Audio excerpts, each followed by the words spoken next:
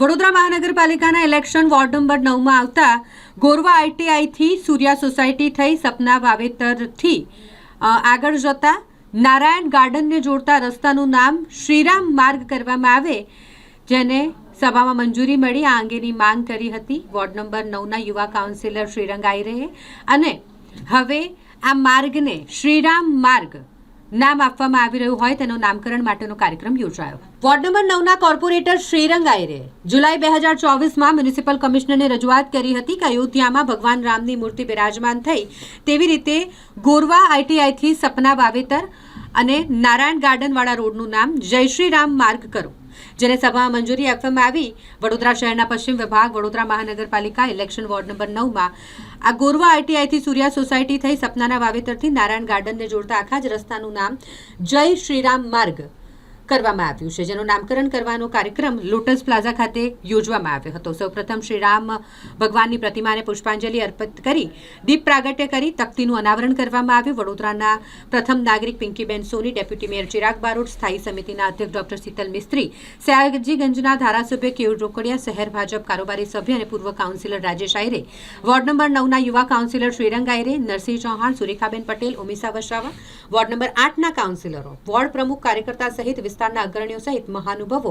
આ નામકરણના કાર્યક્રમમાં ઉપસ્થિત રહ્યા હતા. ધર્મની નગરી ઝાંસી રાણી road, Eklavya road, Chandrashekhar Azad road, મા રોડ અને હવે પાછા બે રોડ છે જે જય શ્રી રામ અને મા રાણી પદ્માવતી. આ વડોદરાનો 9 નંબરનો આ એક જ વોર્ડ એવો છે કે જેની અંદર જ્યાં ધર્મ, સંસ્કાર અને જે લોકોએ દેશ માટે કામ કર્યું છે એવા લોકોના નામ આપવામાં આવ્યા છે. ખૂબ અભિનંદન આપું છું સમગ્ર ભારતીય જનતા પાર્ટી ટીમને. જય શ્રી રામ. વડોદરાને સમગ્ર ભારત વર્ષના તમામ લોકોને આજના દિવસે હું ખૂબ ખૂબ શુભેચ્છા પાઠવું છું કે જે શ્રીરામ મંદિરને 500 વર્ષ સુધી રાહ જોયા બાદ માનનીય પ્રધાનમંત્રીના નરેન્દ્ર મોદી સાહેબના આગેવાની હેઠળ જે મંદિરની જ્યાં રામ ભગવાનની મૂર્તિને સ્થાપન્ય કરવામાં આવ્યું એવા રામ મંદિર અયોધ્યાને જ્યારે 2 વર્ષ પૂર્ણ થઈને 3જા વર્ષની જ્યારે વર્ષગાંઠ અમે ઉજવવા જઈ રહ્યા છીએ ત્યારે આ જે 3જું વર્ષ છે તે 3જું વર્ષ વડોદરા મહાનગરપાલિકા બી હંમેશા યાદ રાખે એ માટે માનનીય મેયરશ્રી, માનનીય મ્યુનિસિપલ કમિશનરશ્રી, ડેપ્યુટી મેયરશ્રી સાથે ચેરમેનશ્રી અને તમામ મારા સાથી કાઉન્સિલરોનો અને સયાજીગંજ વિધાનસભાના ધારાસભ્યશ્રીનો, ભારતીય જનતા પાર્ટી પ્રમુખ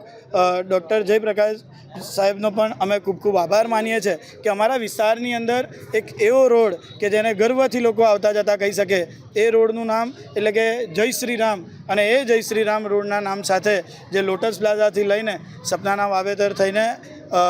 આઈટીઆઈ 5 રસ્તા પાસે રોડ મળે છે ત્યારે એ રોડનું નામકરણ આજના દિવસે માન્ય મેયરશ્રી, અમારા ધારાસભ્ય શ્રી કેયુરભાઈ રોકડિયા, અમારા ડેપ્યુટી મેયરશ્રી, ચેરમેનશ્રી તેમના હસ્તે કરવામાં આવ્યું છે ત્યારે સૌનો હું ખૂબ ખૂબ આભાર માનું છું અને આ વિસ્તારના લોકોને પણ ખૂબ ખૂબ અભિનંદન પાઠવું છું. સભાના વોર્ડ નંબર 9માં નારાયણ ગાર્ડન જે રોડ છે એમાં લોટસ પ્લાઝાથી લઈને આઈટીઆઈ 5 રસ્તા સુધીનો જે નવો રોડ ખુલ્યો છે અને આ રોડનું આજે જય શ્રી રામ નામકરણ જ્યારે રામ મંદિરને આજે 2 વર્ષ પૂર્ણ થયા અને 2 વર્ષ પૂર્ણ થવાના નિમિત્તે વડોદરા શહેરનું, વડોદરા મહાનગરપાલિકા દ્વારા જય શ્રી રામ નામકરણ માર્ગનું થાય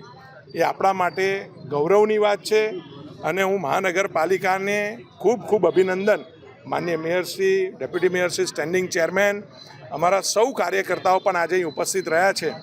આ નામકરણ જ ધર્મ અને સંસ્કૃતિનો મનનો જે ભાવ છે એ પ્રગટ કરે છે અને જ્યારે આ નવીન માર્ગનું નામકરણ અમારા મ્યુનિસિપલ કાઉન્સિલર શ્રીરંગભાઈ અને સમગ્ર તમામ કાઉન્સિલરોએ ભેગા થઈને જ્યારે આ નામકરણ સૂચવ્યું અને વડોદરા મહાનગરપાલિકાએ એને સ્વીકાર કર્યો છે ત્યારે હું બધાને અભિનંદન સાથે આજનો દિવસ એ આપણા માટે યાદગાર દિવસ છે. 500 વર્ષ પછી જે મંદિર બન્યું એને આજે 2 વર્ષ પૂર્ણ થયા છે અને એ નિમિત્તે વડોદરા મહાનગરપાલિકાએ માર્ગનું નામ જય શ્રી રામ આપ્યું છે. હું ખૂબ ખૂબ અભિનંદનને શુભકામનાઓ અર્પણ કરું છું. આ ભગવાનના આશીર્વાદ આપણી પર છે ને એ દેખાડે છે. વડોદરા મહાનગરપાલિકામાં પ્રત્યેક સભાસદશ્રીઓ દ્વારા પોતપોતાના વિસ્તારમાં માર્ગ હોય કે પછી સર્કલ હોય એના નામકરણ માટે સૂચનો મોકલવામાં આવતા હોય છે ત્યારે આ વિસ્તારના મારા સાથી સભાસદશ્રી એવા શ્રીરંગભાઈ આયરે દ્વારા લોટસ પ્લાઝાથી લઈ અને આઈટીઆઈ 5 રસ્તા સુધીના માર્ગને શ્રી રામ માર્ગ નામ આપવાનું સૂચન કરવામાં આવ્યું હતું. અને આદરણીય વડાપ્રધાન શ્રી નરેન્દ્રભાઈ મોદીજીએ જ્યારે 550 વર્ષની પ્રતીક્ષા બાદ ભગવાન શ્રી રામને જ્યારે અયોધ્યા ખાતે આ મંદિરમાં પ્રાણ પ્રતિષ્ઠા મહોત્સવનો આજના જ દિવસે આજે 2 વર્ષ થાય છે, ત્યારે આ સુભગ સંયોગ છે અને એની યાદગીરી પણ કાયમ આપણા સૌના મનમાં અકબંધ રહે. ત્યારે એ રામ મંદિરની જે અયોધ્યાના રામ મંદિરમાં જે મૂર્તિ છે તેની પ્રતિકૃતિ સમાન મૂર્તિ પણ અહીં બિરાજમાન કરી અને એમને અમે પુષ્પાંજલિ કરી ભગવાન શ્રી રામના આશીર્વાદ લઈ અને આ માર્ગને શ્રી રામ માર્ગનું નામકરણ કર્યું છે. આ કાર્યક્રમમાં આ વિસ્તારના ધારાસભ્ય શ્રી કેયુરભાઈ રોકડિયા, સ્ટેન્ડિંગ સમિતિના ચેરમેન શ્રી ડૉક્ટર શીતલ મિસ્ત્રી, ડેપ્યુટી મેયર શ્રી ચિરાગભાઈ બારોટ, આ વિસ્તારના અને મારા સૌ સાથી સભાસદશ્રીઓ, આ વિસ્તારના સૌ નાગરિકો અને સૌએ સાથે મળી અને આ કાર્યક્રમમાં ભાગ લીધો. હું સૌને રામ મંદિરના પ્રાણ પ્રતિષ્ઠા મહોત્સવનું આજે જે 2 વર્ષ છે તેની પણ અને આ વડોદરા શહેરમાં જે શ્રી રામ માર્ગ નામકરણ કરવામાં આવ્યું છે તે બદલ સૌને ખૂબ ખૂબ શુભેચ્છાઓ પાઠવું છું. આભાર. 9મી નવેમ્બર 2019 સુપ્રીમ કોર્ટના ચુકાદા બાદ 2020માં રામ મંદિરનો શિલાન્યાસ કરવામાં આવ્યો અને 2024-22મી જાન્યુઆરીએ આ ભવ્ય રામ મંદિરનું નિર્માણ કરવામાં આવ્યું. ખૂબ ભવ્ય રામ મંદિર કે જે ભારતીય સંસ્કૃતિ અને પરંપરાનું રક્ષણ કરવા જઈ રહ્યું છે. વર્ષોના સંઘર્ષ બાદ આજે હિન્દુ સમુદાય ને સુપ્રીમ કોર્ટના ચુકાદાના આધારે પોતાની આસ્થા માટે જે મંદિર બનાવવું હતું એ ભારતીય જનતા પાર્ટીના મેનિફેસ્ટોમાં લખેલા જે અમારા નિશ્ચય હતા જેને માનનીય વડાપ્રધાન નરેન્દ્ર મોદી દ્વારા પૂર્ણ કરવામાં આવે છે. આજે 22મી જાન્યુઆરીએ આ મંદિરની 2nd એનિવર્સરી છે, ત્યારે આજના પવિત્ર દિવસે જે લોટસ પાર્ક ગોરવામાં આઈટીઆઈ 5 રસ્તા સુધીનો જે રસ્તો છે એ રોડનું નામકરણ શ્રી રામચંદ્ર ભગવાનના નામે કરવામાં આવ્યું છે. એરિયાના લોકલ કાઉન્સિલરના સૂચન હતા. ત્યારે પ્રભુ શ્રી રામની આસ્થા અને જે એમની કૃપા છે આખા વડોદરા પર બની રહે એ માટે આજે તમામ નગરવાસીઓને ખૂબ અભિનંદન આપું છું કે આજના પવિત્ર દિવસે કે રામ મંદિરની જે 2nd એનિવર્સરી છે ત્યારે આ શ્રી રામચંદ્ર માર્ગનું નામાંકન કરવામાં આવ્યું છે. એરિયાના તમામ કાઉન્સિલરો, ખાસ કરીને શ્રીરંગભાઈ આયરે,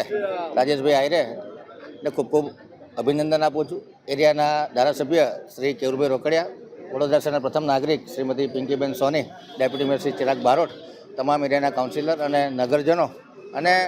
ધાર્મિક સંસ્થા સાથે જોડાયેલા તમામ નાગરિકો આજે ઉપલબ્ધ છે. તમામને ખૂબ ખૂબ શુભેચ્છાઓ